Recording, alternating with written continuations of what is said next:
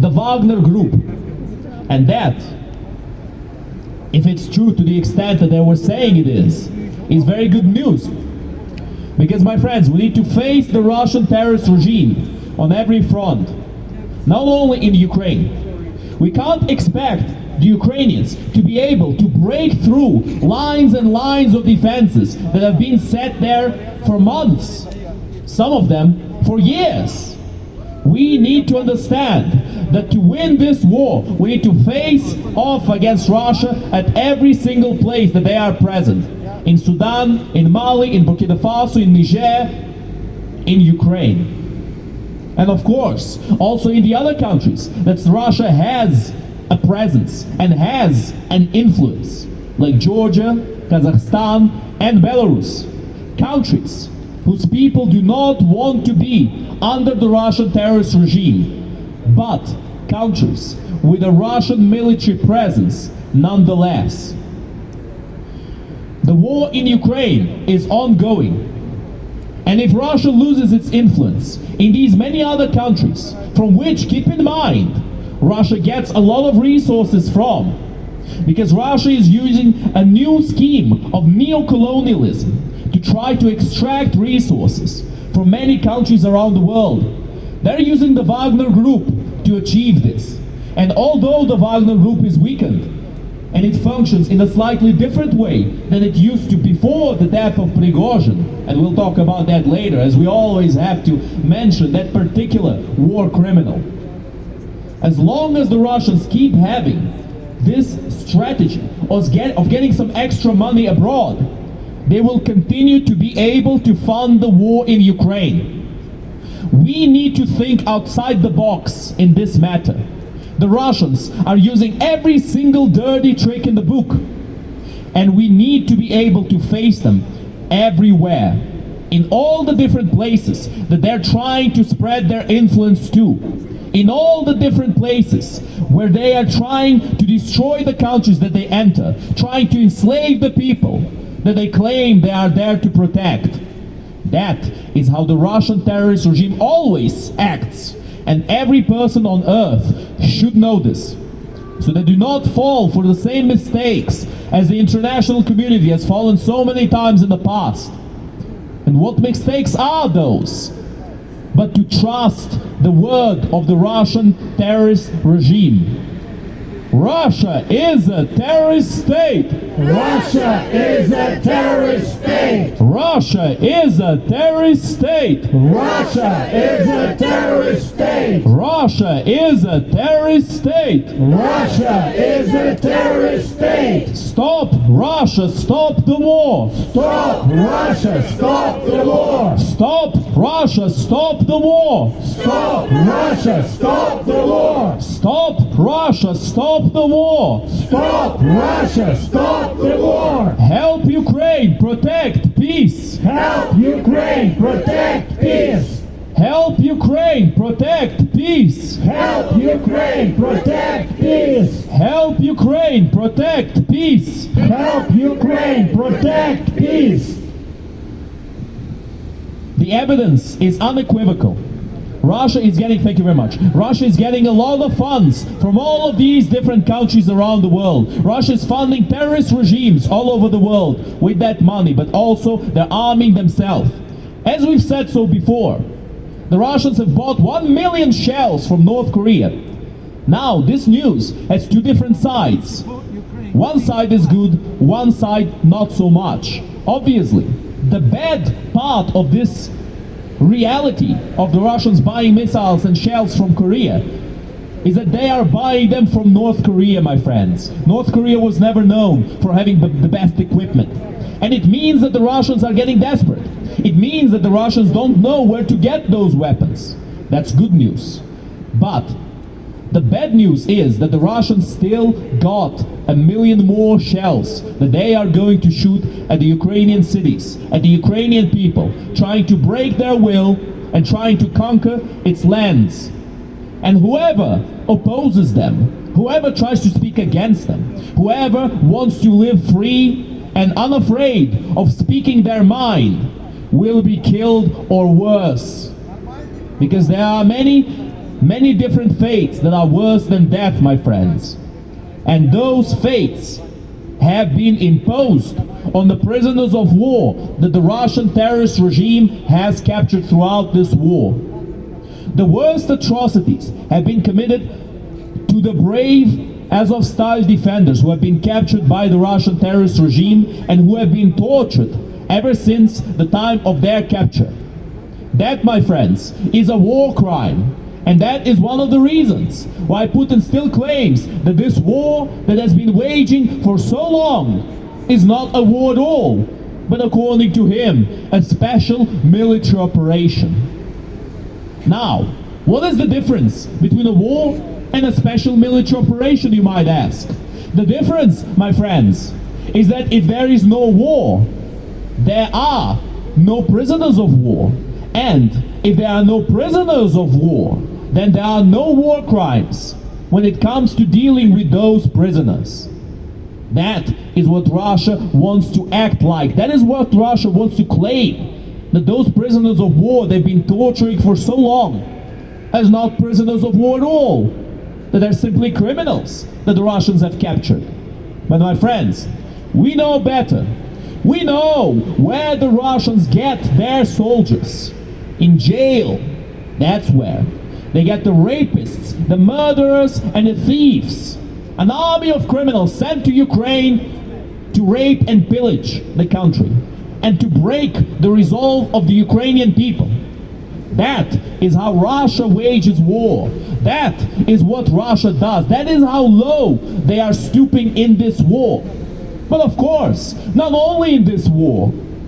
For the Russian terrorist regime's military, war crimes are not an exception to the rule. They are the rule itself. To be shelling places where people live, to be killing civilians, is their normal behavior in their military. That is how they do things. Again, not an exception. It is the rule for them. And it is up to every single one of us, if we want to live under a country who has rules like that, or if we want to maintain the sovereignty of the free world and to be able to say no to the Russian terrorist regime and to anyone who wants to shill for them, to all of these ficos, to all of these Orbans, to all of these shills and liars and apologists and Russophiles, of course. We say no to every single one of them. And we want to live in a free country where we have a future, where we are not going to be used as cannon fodder like the Russian terrorist regime is using their people, and like the Russian terrorist regime is trying to use the Ukrainians that they have captured, the Ukrainians that they have in their possession right now. Those Ukrainians, my friends, are hostages.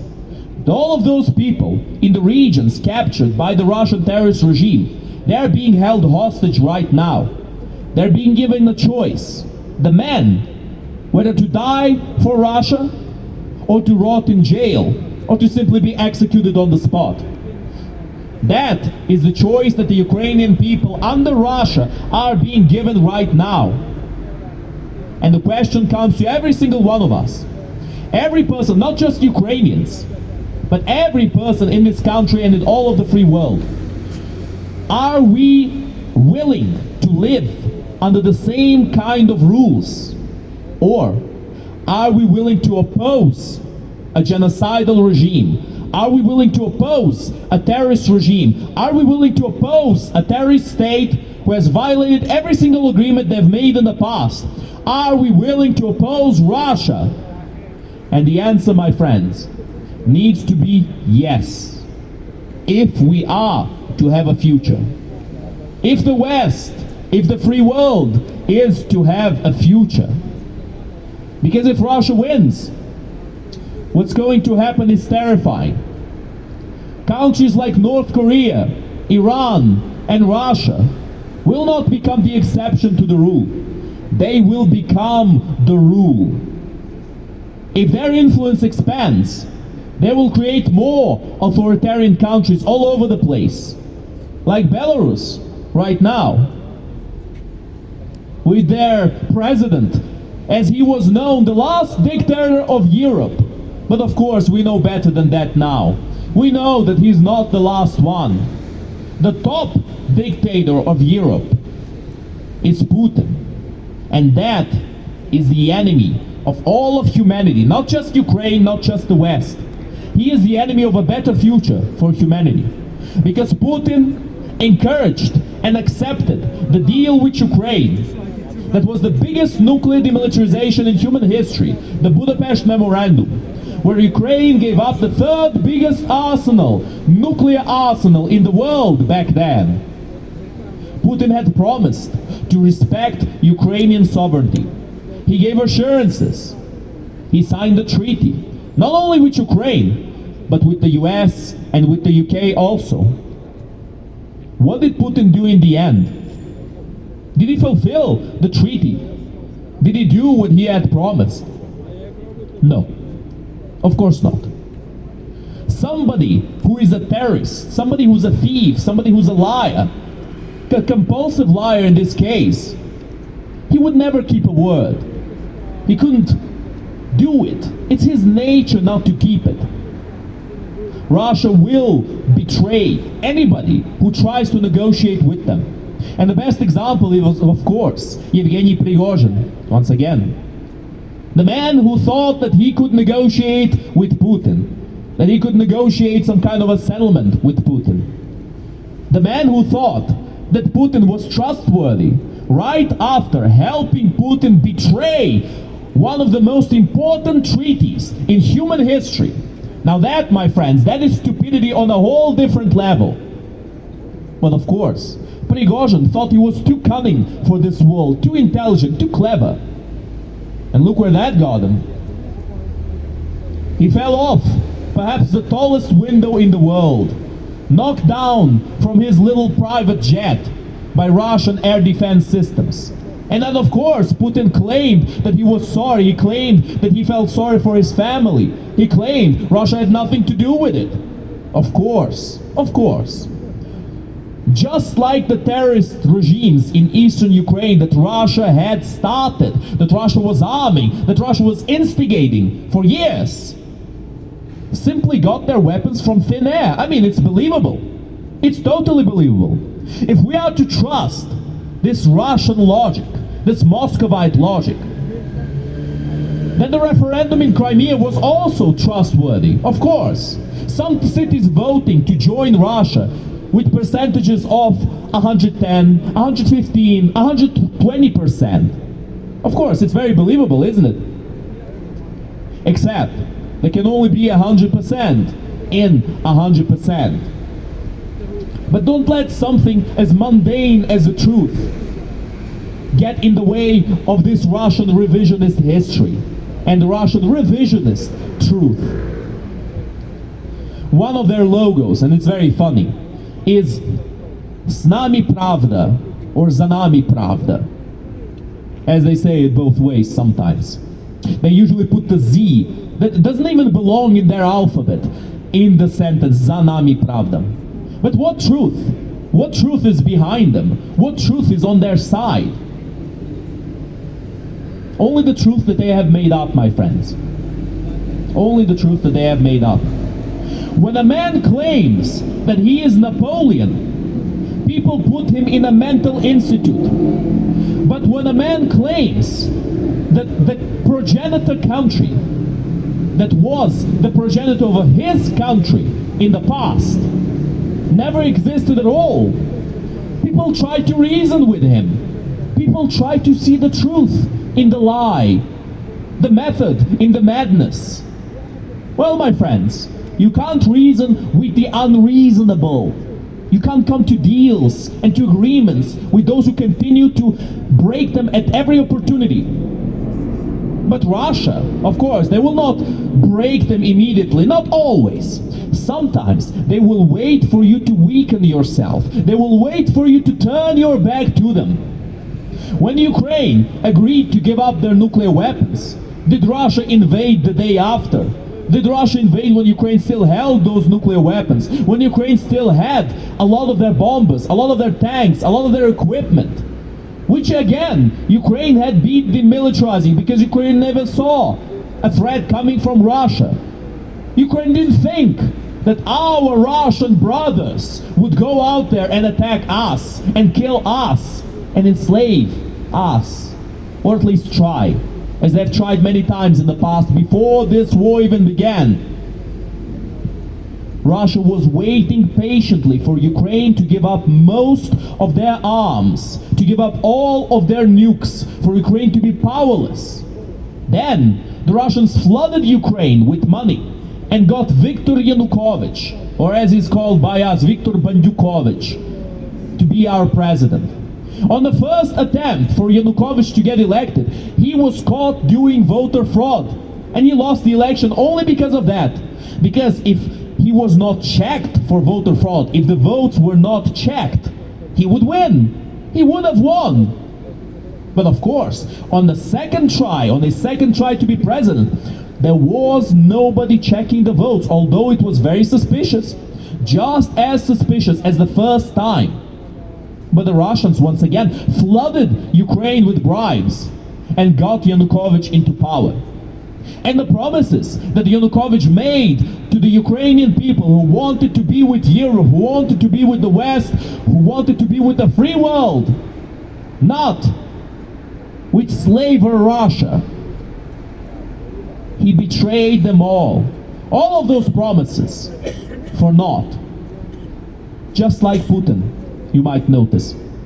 There is a theme going on here. I'm sure you can see it. You make a deal with a Russian leader or with a Russophile leader, and they tend to break that deal very often. It's very interesting. It's just as the saying goes, fool me once, shame on you. Fool me twice, shame on me. Fool me 3 times, and your name is Russia. That is what we can learn with history. And we must be able to learn with history. We must be able to learn with our mistakes. At last. At long last. You know, my grandpa used to say sometimes, for an intelligent person, it's enough to say something 10 times. It was a joke, of course. For an intelligent person, it's enough to say something once. But what this really means is that if you keep committing the same mistakes over and over again, once, twice, thrice, 10 times, 20 times, eventually there must be a limit. Eventually, there must be a time that the world says, no, we're not going to try to negotiate with Russia. We're not going to try to give away Ukrainian territories like we have done in 2014. We're not going to do it because it has not worked in the past and it will not work in the future. That is the mentality we must finally accomplish, my friends. This lesson has been taught us many, many times in the past, way more than 10. Why have we not learned it yet?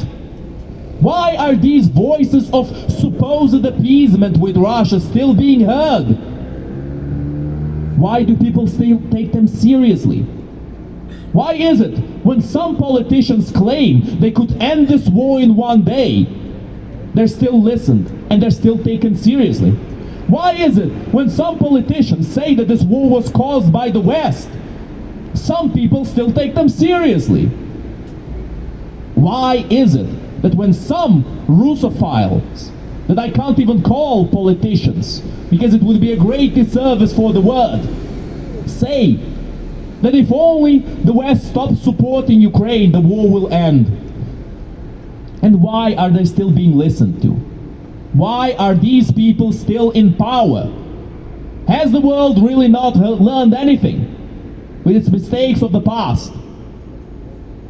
One day, I hope my limited technological abilities, technical abilities, will allow me to do this. But one day, I will make a big poster and I will bring it here today, or to any of our protests. And that poster, will have a big picture of American protesters who were against the war. What's wrong with that, you might ask? Well, my friends, they were against American participation in World War II. They were saying, why not peace with Hitler? Hitler hasn't done anything to us. Why do we hate him? He's a nice guy. He loves his people, right? Or at least so he says in his little speeches. He loves his people, doesn't he? But does he? He doesn't love all of his people. We're the Jewish people who Hitler tried to eradicate, any less German than the Germans he claimed to protect. And those who he was, supposedly, according to him, protecting, were they not sent like cannon fodder, like the Russians are being sent right now? And of course, we must not forget that although Germany has learned with their mistakes in the past and have rightfully condemned the actions of Hitler and the Third Reich, Russia has never done the same about the Soviet Union. In fact, Russia still glorifies them. For the Russian terrorist regime, the Soviet Union is great, although they killed far more people than Hitler. In what world does that make sense? Are we coming back to that pseudo-philosophical saying that you kill one man, you're a murderer, you kill two, you're a serial killer, you kill 1,000 and you're a leader, you kill all of them and you're a god? Is that really the delusional kind of logic that we're going with here? Are we really willing to give Putin this godly power over humanity, that he can do whatever he wills because he has nuclear weapons? And thus every single other argument is invalid. We have to listen to him, right? We have to do as he says. If he walks his way into Washington, D.C., into the White House, we have to say, we can't provoke him. It would be escalating it. We need to allow Putin to do what he wants. In what world would that make any sense? My friends, Russia has done every single atrocity in the book, but they have only done those atrocities in situations in which they felt like they could get away with it. They have never done it in situations where they knew there would be grievous consequences. And those grievous consequences are the only way we have of stopping the Russian terrorist regime from committing more war crimes. We need to make sure that every single Russian sees it very clearly that this will not remain unpunished. And their participation, their cooperation with the Russian terrorist regime contributes to every single crime that they're committing. Because only when the whole world can say with conviction that such actions cannot be tolerated, only then will such actions stop. You can't stop a psychopath by giving him half of what he wants. You can't stop him by giving him everything he wants, because he's only going to want more. When a person goes on a murder spree and starts killing people all over the place, do we wait for him to satiate his bloodlust? I mean, of course, just let him do it. Let him kill. If we use weapons to stop him, how are we better than he is? That is the logic that these Russophiles and these disgusting apologists are trying to spread. These supposed anti-war people, like the disgusting Stop the War movement, who have refused to engage with us and with our arguments. And of course, they replied every single time. Those people reply us when there's nothing more to say, with silence. And that is not our way of doing things. We need to keep speaking, my friends. We need to tell the whole world what really is going on in Ukraine, because that is the only way that we have to help. That is the only way we have of actually stopping this situation, with our own actions, not with inaction, not with appeasement, with direct action and conviction in a better future. That is our message for the whole world. World, wake up! World, wake up! World, wake up! World, wake up! World, wake up! World, wake up! Russia is a terrorist state! Russia is a terrorist state! Russia is a terrorist state! Russia is a terrorist state! Russia is a terrorist state! Russia is a terrorist state! All together, we will win! All together, we will win! All together, we will win! All together, we will win! All together, we will win! All together, we will win! And now, my friends, we will have a short musical break.